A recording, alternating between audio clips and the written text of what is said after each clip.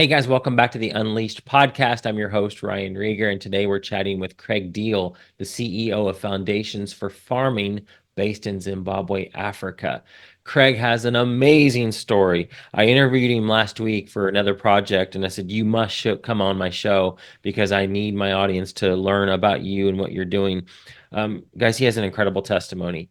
He grew up in Zimbabwe and was essentially, long story short, around 2000 was forced off of his farm because he was a white guy, and just some of the new policies with the government.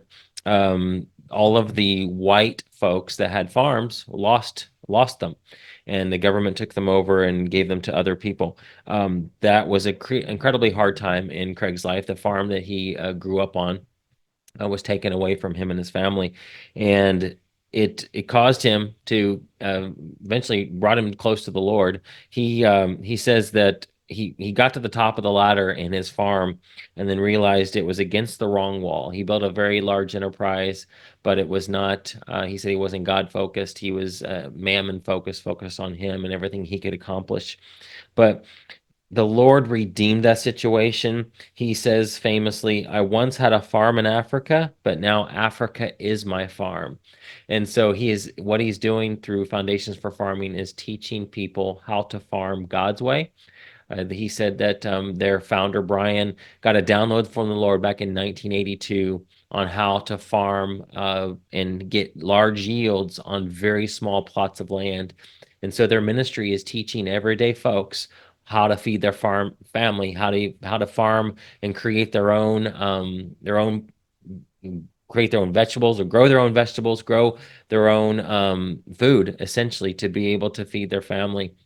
And once you feed the families are fed, people don't have are able to actually think entrepreneurially and go beyond just having to think about where my next meal has come from. They have an incredible ministry. It's grown across the world. They've consulted with 30 different countries and gotten this program. And there's even a kind of a chapter of it here locally in the United States. But incredible story of how somebody, God was able to redeem a horrible situation and turn it into an amazing ministry that now helps people feed themselves. And when they teach them how to farm, they're also teaching them the gospel and bringing Jesus to them through just simple farming techniques, regenerative farming and organic farming. It's so good. You're going to love this episode. I learned a ton from Craig. I would love to have him back on, but an incredible message of how God can take those things in your life that were horrible and turn them into something amazing. Here's my interview with Craig. All right. Craig, welcome to Unleashed. Thanks for joining me. It's my pleasure. Lovely to meet you, Ryan. Yes. Well, we got to chat just last week actually, and I just love what you're doing, and I wanted to share this with my audience. So why don't you just tell us your story, how you got to how the Lord led you into what you're doing now? Yeah, well, I'm a born and bred Zimbabwean. My father was also born in Zimbabwe, and so I call myself a white African. And we have, uh, I was raised up on a farm. My dad opened up a virgin bush farm from nothing in 1948. Wow. And I obviously just grew up in the open air and had an idyllic upbringing Uh-huh. as with me and my siblings, and so things were really good. We had a wonderful was a wonderful way to grow up on a farm. But sadly, my dad died when I was only 14. I always wanted to farm, Mm. and so but he died when I was too young to take it over. So my mother had to sell the farm. And but when I left school, I was able to go back and I worked on the same farm for the new owner. Wow. And so I worked there some years, and then some years after that, I bought the farm back from him. So it was an expensive way of inheriting a farm, Yes. but uh, it taught me a lot. And so by now I'd got married, and I wasn't a believer. Mm, And we I was just so focused and ambitious and building a great big empire. mm. And I started to grow citrus and mangoes and passion fruit. And we had a 3,000-acre farm. Wow. And we fiercely ambitious, and I was driven by money. I think I was rather like that, the foolish farmer we read about in Luke chapter 12, where Yeah. I built more barns and ate, drank, and was merry, and Yeah. wasn't rich towards God. Mm, But my wife was a believer, and she never rammed her Christianity down my throat. She never forced me to go to church. But when the children started to come along, I just saw the way that she was bringing up the children. mhm. It was different to what I was Yeah. thinking. And just having a godly woman in your home, Mhm. it eventually rubbed off on me. And I was like a very reluctant convert. Oh my But goodness. I was in my mid-30s now. Um, Wow. but still, mammon got in the way. I was still very much driven. And we had a large labor force. Mm, We had 120 workers and their families all living on the farm and dependent on us. And mhm. my wife was very compassionate and used to ran a creche and a clinic, and really her ministry was looking after all these workers. For me, I I said to myself, I love them, Mhm. but I actually love them as assets. Mm, I love them because of the money they could make for me. yeah. And it came to me afterwards, way afterwards, that when Adam was given dominion by God over the land in the Mm, garden, mhm. and then the second Adam, Jesus, came along and he said, "Love the people." Mm, Well, as a farmer in those days, I was the other way around. mm, I loved the land and wanted to rule the people. mm, mm, And so my perception of my labor force as children of God was just not there. It was mhm. more I'll do everything I can for them because they're valuable to me. But Mhm. then my wife persuaded me to build a church on the farm.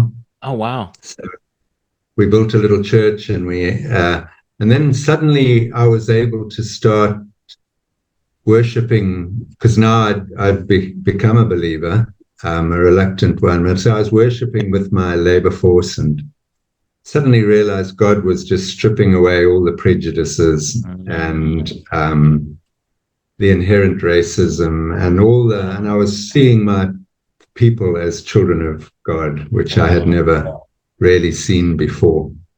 So, but still driven to make money and to my children had the best upbringing like mine, and we lacked for nothing, and I was just building a very big empire. I realized I'd got to the top of the ladder before I realized the ladder was against the wrong wall, mm, and it took a catastrophe for that to happen. When I look back on my days as a Christian farmer, where I was doing and saying all the right things, but you can't serve two masters. So money, definitely, mammon got in the way. So when I look back on those days, I say to my friends that at that time I was a Christian streaker. I had the helmet of salvation and nothing else on. And so um, it's people find that quite humorous, but that's that- really where I was.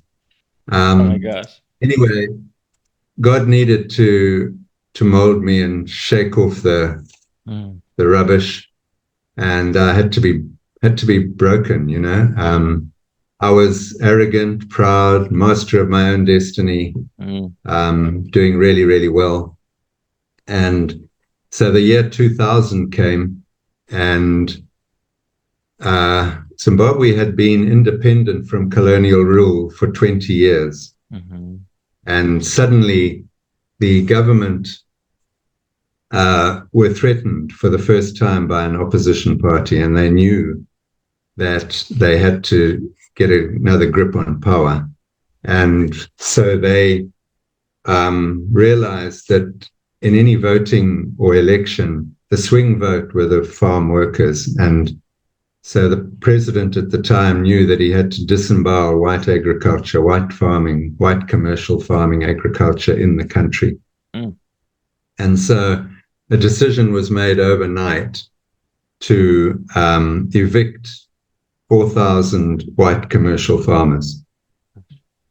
It was a political imperative couched in the narrative that they were reclaiming the land from the colonialists, despite the fact that 60% of us had actually bought our farms after independence. But Yeah. anyway, what happened was that then suddenly, from being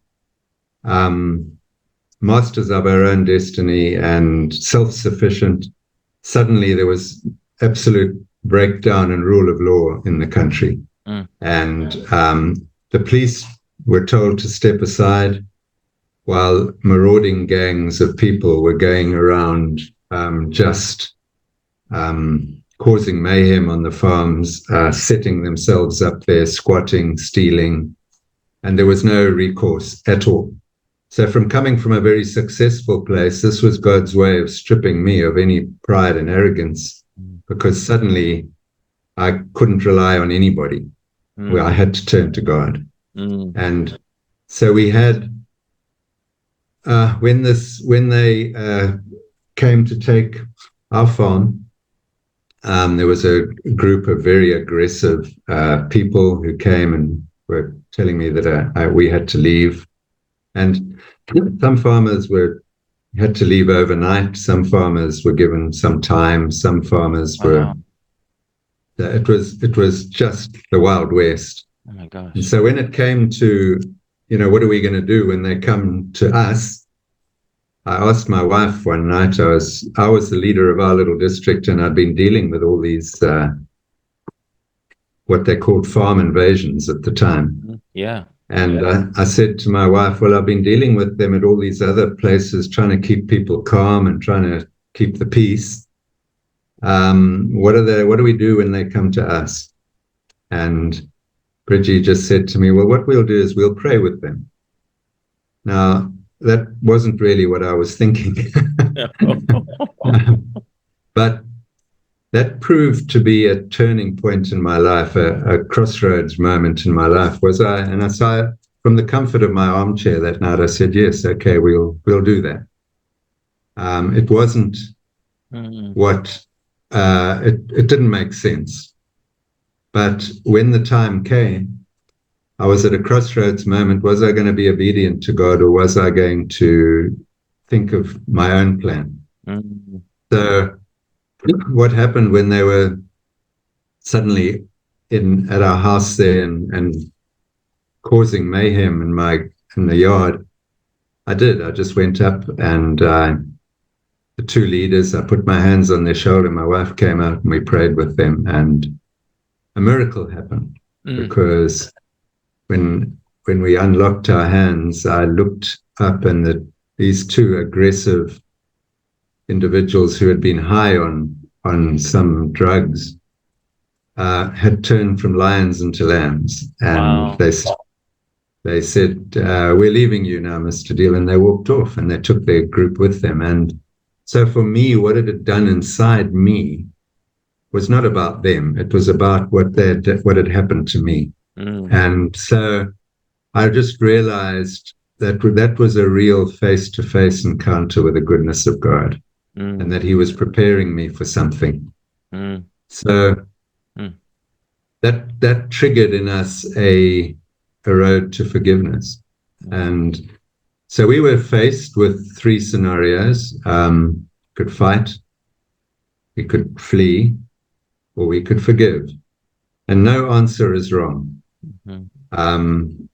People must do what they need to do for their own families and for their own consciences. And so no answer is wrong. You could, all those options are on the table for men who were threatened their livelihoods because it was a dangerous time. Yeah. A number of farmers were killed trying to defend their land. A vast majority were thrown off and left the country disillusioned and bitter. And you can't blame anybody for going through that process. It was a very traumatic time. But we realized that if we had to do something different, for me, this is just me talking. I'm not saying what other people decided is wrong. But for me, I felt that if I was going to hold on to my bitterness, there's no country in the world far enough away where that rucksack of bitterness would not smell. And so we realized that the best is to stay and deal with it from within the country. And so we did that.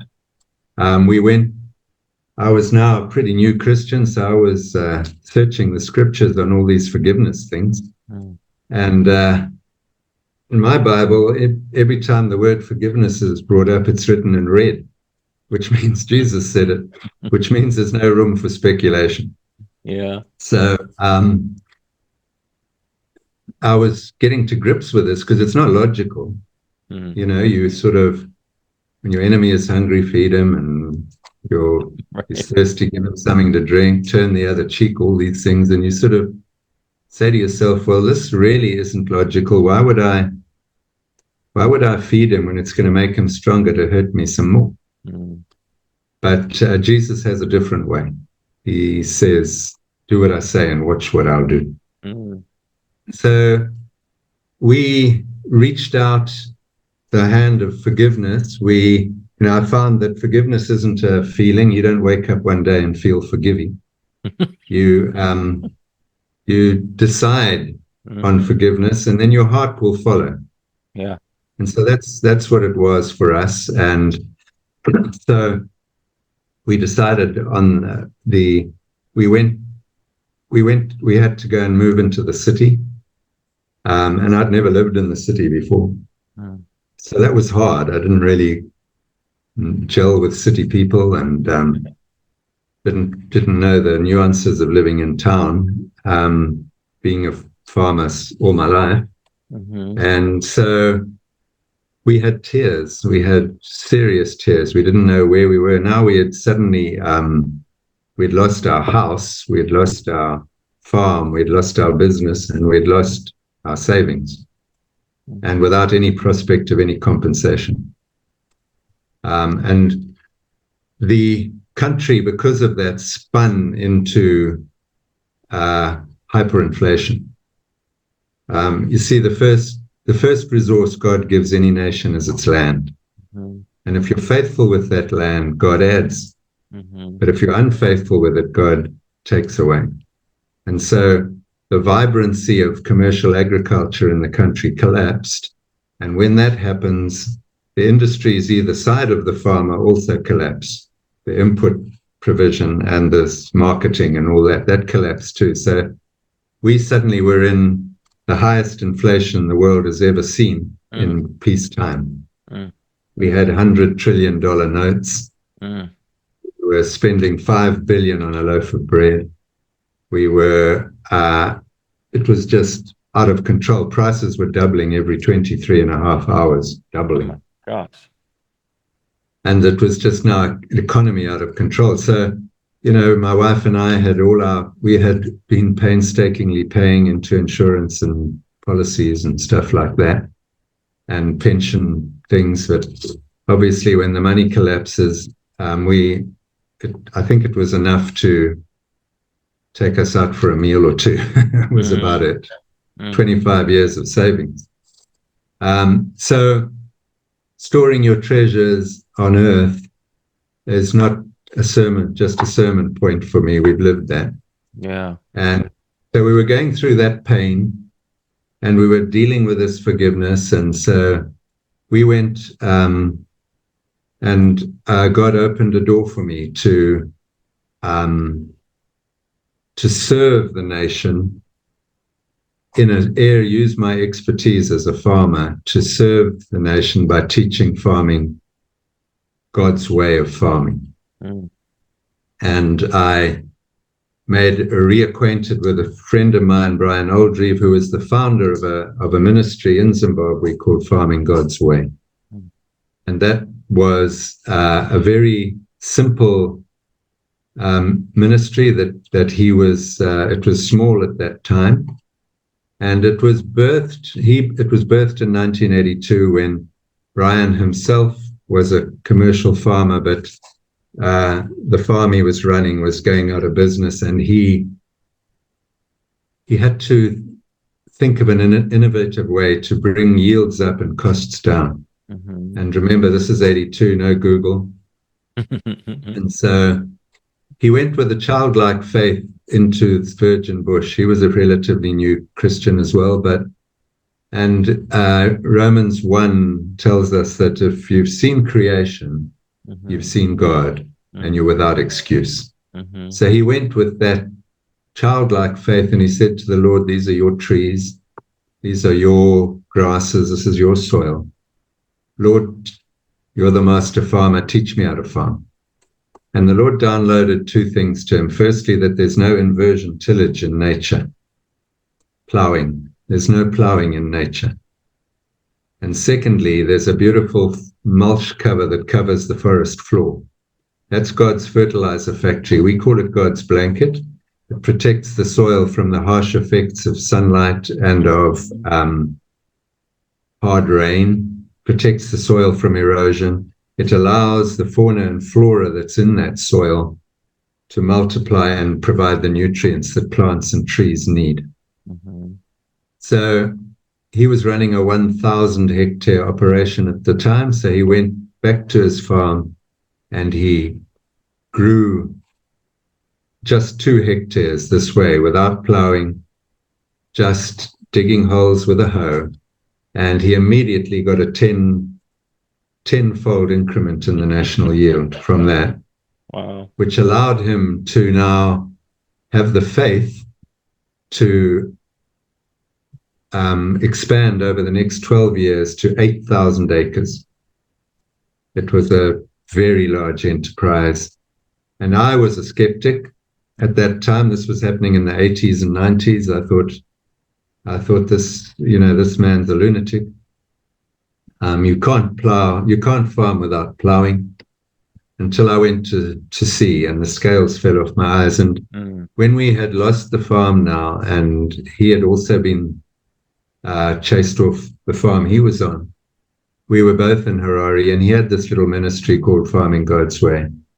And I reconnected with him, and he came over to our house, and he just poured out the vision. And it was the Isaiah 58 vision of making a plan for the poor. And he knew that God had given him Farming God's Way, not for himself, but to teach the poor, rural, small-scale farmers around Zimbabwe to begin with. And so he did that unselfishly, and God gave him this incredible heart for the poor. Isaiah 58, the people are praying and fasting and doing all their stuff, and they're saying to God, why aren't you hearing us? And the Lord just says, well, you're praying with a selfish heart. When you pray with a selfish heart, I don't hear. Sometimes we will help a poor person or help someone. In the back of our mind, we're thinking, well, maybe that person can help me back someday. But when you go to the very poorest of the poor who can never help you back, your heart motive is revealed. And that's where the Lord says, the fast you're doing is not the correct fast, because you are not, you're praying selfishly. And so he says the real fast is loose the chains of oppression, feed the hungry, clothe the naked, bring the stranger into your home. And he says, if you do that, your light will break forth like the dawn, your righteousness will go before you. The glory of the Lord will be your rear guard, and I will hear from heaven. Yes.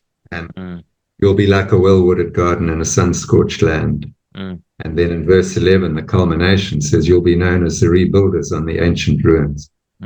So Isaiah 58 is actually a rebuilding plan for a whole nation, an individual, a community, or a nation. And it all hinges on emulating Jesus's heart for the least of his brothers. It's the upside down kingdom. And so that is where and Brian revealed to me when I was telling him my story, because I'd gone back to my farm and I tried to teach the new people there how to farm. They rejected me because there was still a lot of aggression around and that. But Brian said to me, well, that's biblical, because in that verse it says, if a man steals your coat, give him your tunic as well. It's a bit like if a man steals your farm, go and teach him how to farm. Yes. Doesn't make sense. Yes. But I had done that unwittingly. And I was just taken by this vision for the poor and the methodologies of farming God's way, which is just this simple technology based on no plowing and no inversion tillage and no burning. And it's distilled down to the level of the grandmother in the village. We don't go into science and high science. It's the grandmother in the village doesn't care about that. What she wants to know is how to feed her family tonight. And we have a solution for that. Wow. Farming God's way was a solution for that, to bring household food security. So I was just enamored by this and invested myself in it and became Brian's armor bearer. There was no money. The country was in turmoil. There was no money to pay. He said, I'd love you to be my armor bearer, but I can't pay you. And I said, well, let's just see what the Lord does. And so I just stepped out the boat, joined him, learned everything that I could from him. Just the methodology. The methodology was the technical side, but then also we saw these huge benefits in terms of erosion and the environment and all that kind of stuff. But then we had to implement it. And to implement it, you've got to teach people to make a profit. Because in Africa at the moment, not too many people are making a profit. And if you're not making a profit, there's only two ways of survival. You have to either steal or you have to beg. And that's happening at an individual and a national basis. So, and then Brian developed this implementation management system based on doing things on time. A farmer, you have to be on time. Your season does not wait for you. We have to do things to a very high standard, because high standards bring glory to God. And then we do it without wastage. And wastage is mainly our soil and our rainfall and all the things we mitigate against that with what we teach. And then if you do those three things, whether you're a farmer or not, actually, if you do those three things on time at standard without wastage, God gives you a fourth one for free, whether you believe in God or not. And that is joy. You get joy from good work and high standards and timeliness and your excellence in your work. And that joy is now your work ethic. When people in the village are hopeless and all they're in a prison wondering how they're going to feed their families tonight, we can bring hope. And that hope, the joy of the Lord, is our strength. And so that gives them the strength to go and work hard and do things on time at standard without wastage again to get more joy. So there's a simple technology, there's a simple implementation management system, but we realized very early on that this is not just an agricultural issue. Brian was wanting to teach the small-scale farmers adjacent to his farm, and for 2 years he just got no traction, because he would teach them how to do it. The crop would grow to knee high, would look beautiful. Then he'd go back at the end of the season, had been abandoned. 2 years in a row, totally abandoned. So he was saying to the Lord, Father, you want me to teach your people, but nobody's listening. And then he found out what had happened was that the people, like this individual that he had picked out to grow on his plot, the crop looked so good that his neighbors got jealous. And in Africa, the way to deal with jealousy is through witchcraft. And the neighbors then put witchcraft in the corner of this field, and now this man's too frightened to go into his field, so he abandons it. Gosh, wow. And that was the Lord telling us that this actually isn't an agricultural problem. We're fighting in the spiritual realm. We're not warring against flesh and blood. Yes.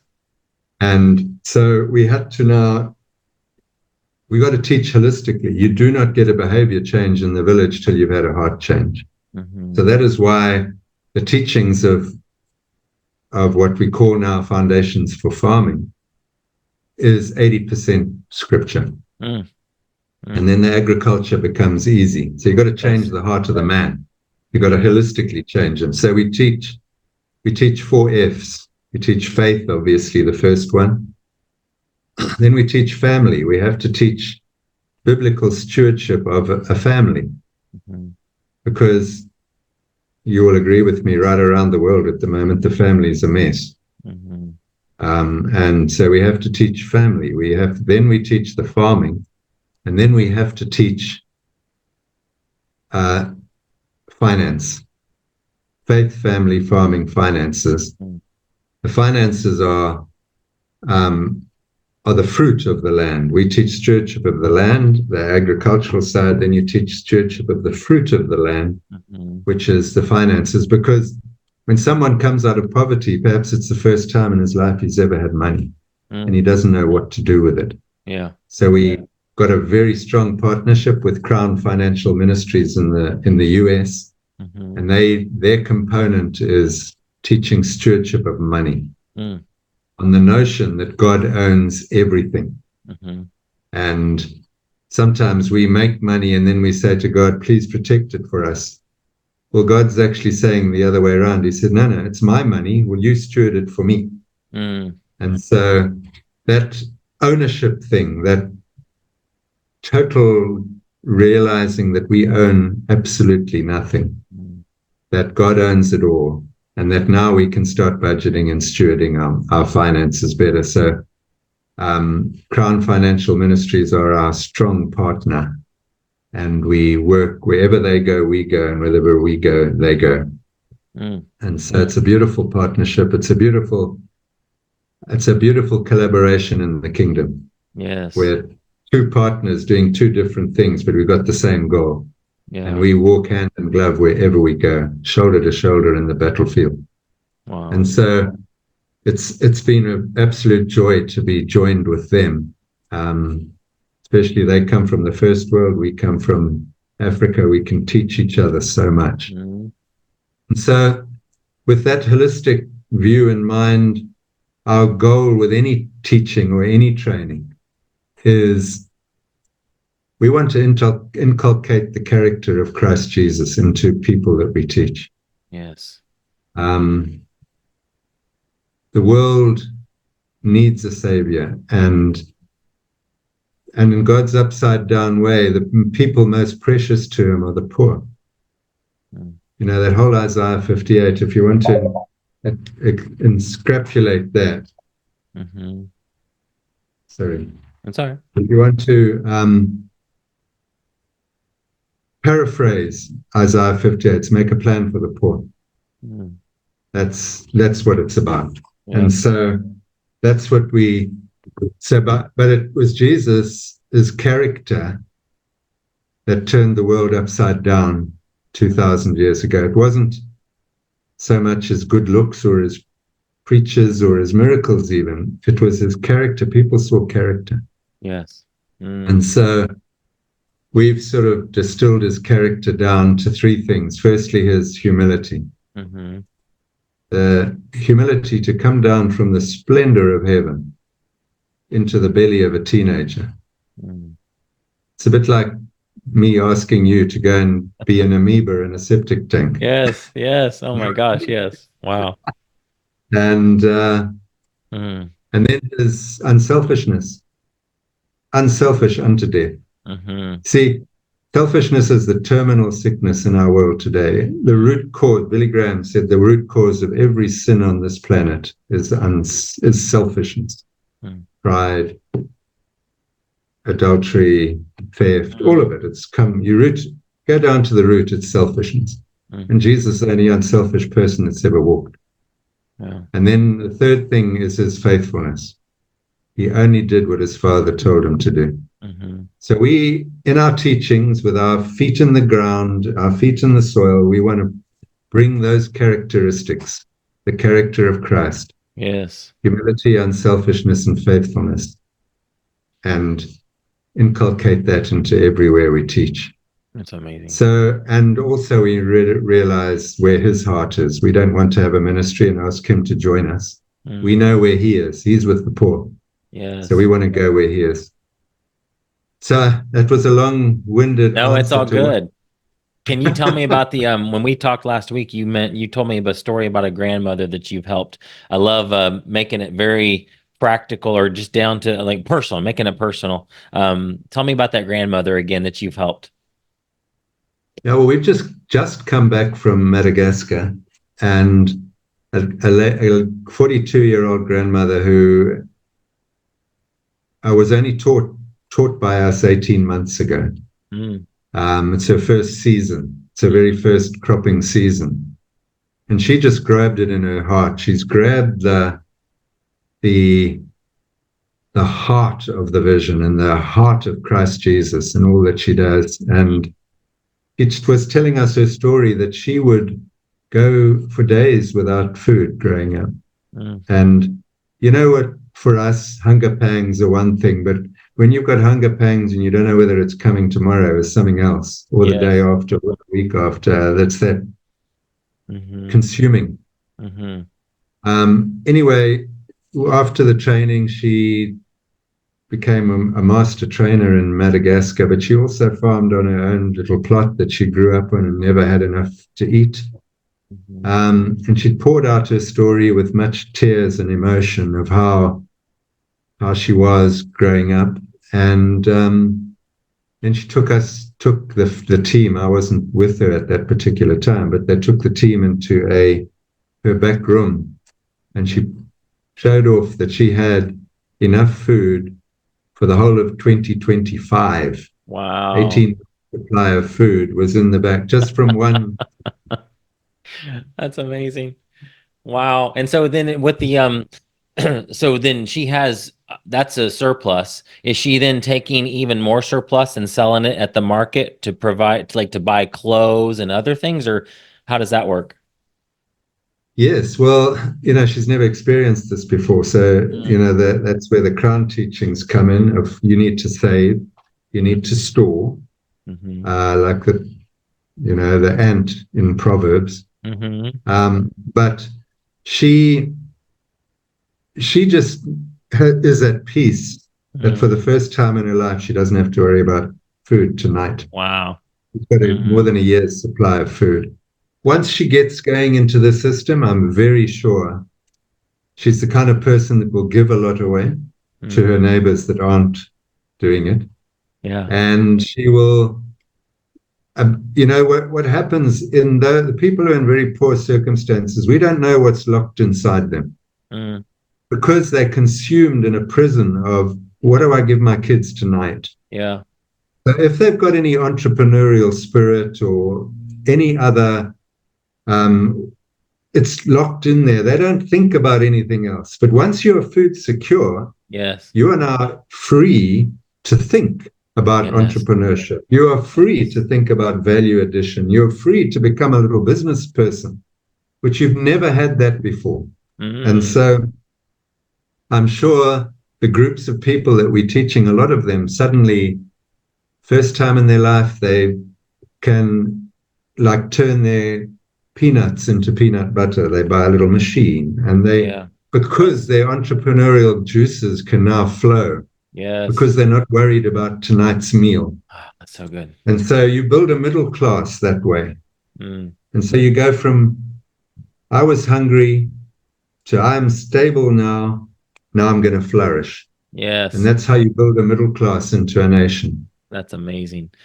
Wow. And then tell me also about how the Lord has opened doors for you guys to not just help the grandmothers, but you're consulting with nations now, aren't you? Like I love the quote you said last week about how um I'll butcher this, but so you can tell me what you said. It was about how your farm was taken away, but God has restored that, and now your whole farm is Africa itself. Yeah, we have a saying that I once had a farm in Africa, and now Africa is my Yes, there farm. you go. And the Lord has done that. He had to break me to do that. And Mm, we've had a sovereign call of the Lord to over 30 countries in Africa now where we've taught. And then the Lord's even expanding our horizons into the first world wow. because there's poverty in the first world too. It just looks different. Yep. But the principles we teach are very relevant to every country, every person, every soil type, every climate, Yes. because we teach principles and they're biblical principles and they come from God. They don't come from academia or from Yeah. thoughts of men. They come from the Lord.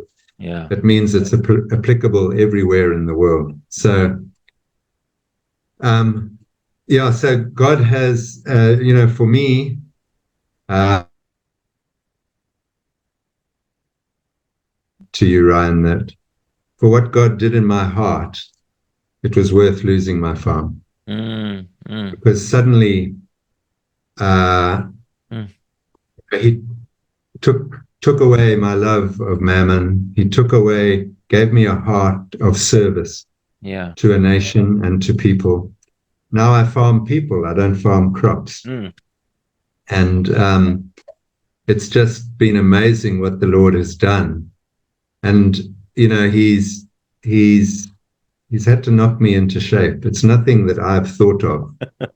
Um, and so it's been a joy to be able to, when we were in the city and we didn't know what to do, and mm-hmm, the Bible says, "Sow in your tears." mm-hmm. Well, um, it doesn't make sense. It's the last thing you want to do is start sowing when we're in that state. We were feeling sorry for ourselves. We were bitter. We were angry. We were, why us? What's happening? Why? What have we done wrong? Mm-hmm. And after all, I'm a Christian now. Why should this happen to Christians? I Mm, had all those answers, all those what ifs and why me's. And the Bible says, sow in your tears.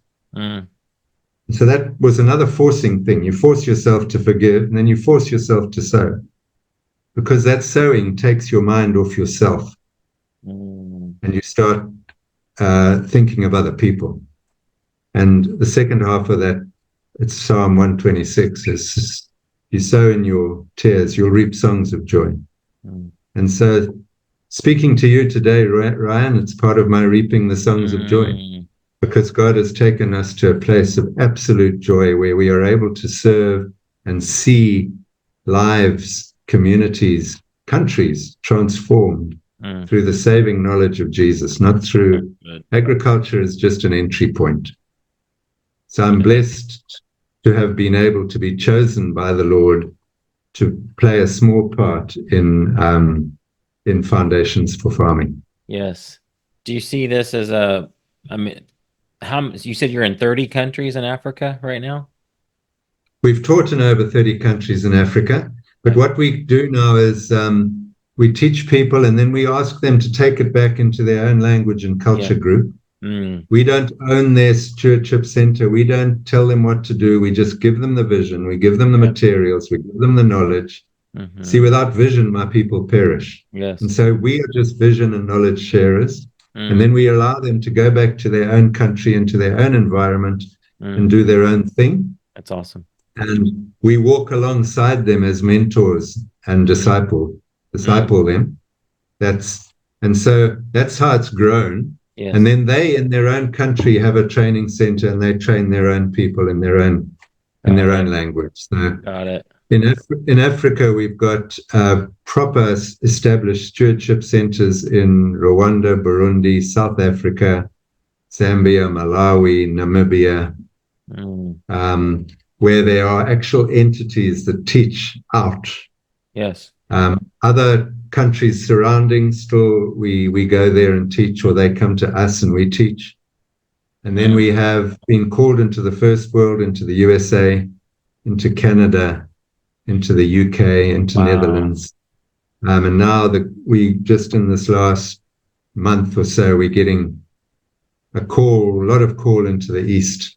Okay. Indonesia, Philippines, Pakistan, India, Nepal. And these are things that we can respond to. We don't try and go there. It's by the sovereign call of God. He expands it. We're faithful with little. We've just got a little. We're faithful with little. God adds. He does the adding. We've always said we go deep. Let God do the spreading. Yes. And so we go where we're called and allow never going ahead of God. We've set our heart to something, but let God guide our steps one step at a time. That's wonderful. Wow.